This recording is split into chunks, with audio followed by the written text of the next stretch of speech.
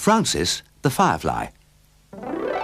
In the kingdom of the insects, all creatures have a special gift from Mother Nature. Some have been given the gift of flight, some the gift of super strength, and others the gift of beauty. So the insects, being a friendly and helpful bunch, agreed long ago that they would all work together and build a wonderful land where they could all live happily. They decided that the ants would build the houses, the busy bees would make lots of honey, and the spiders would spin silky silvery webs to decorate the land and make it look beautiful. Now, the fireflies were given a very special job to do. As you know, the insects love the nighttime, but because it's very dark, they find it hard to see where they're going. So it was agreed that the fireflies, with their glowing tail torches, would act as tiny rays of sunlight and brighten the evening sky so everyone else could see what they were doing.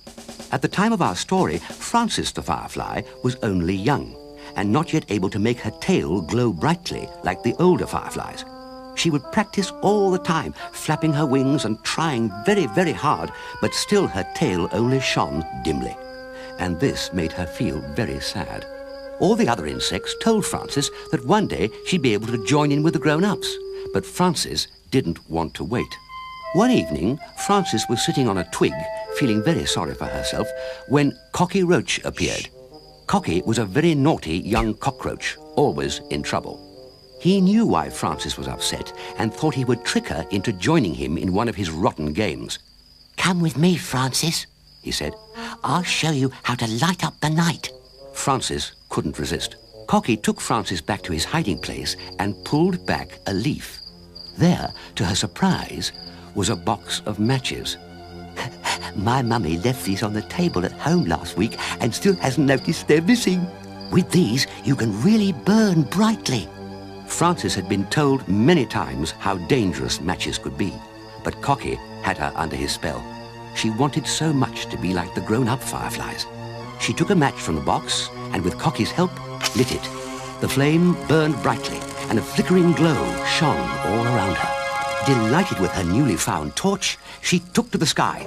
"Have fun, Francis," Cocky yelled.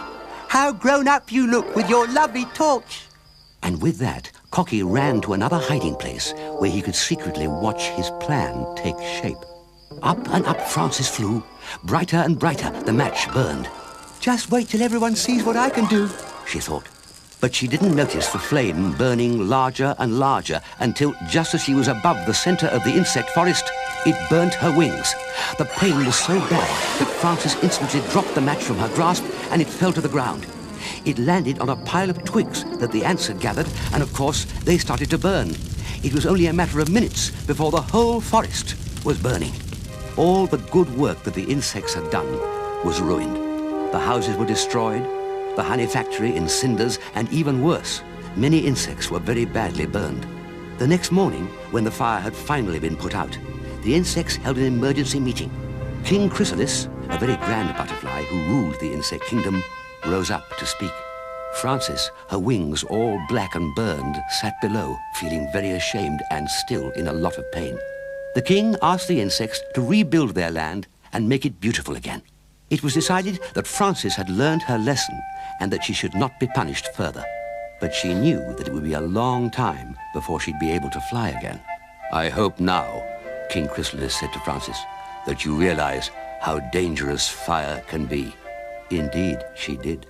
In time, Francis helped the rest of her friends to rebuild their kingdom. She was also given her own job to do.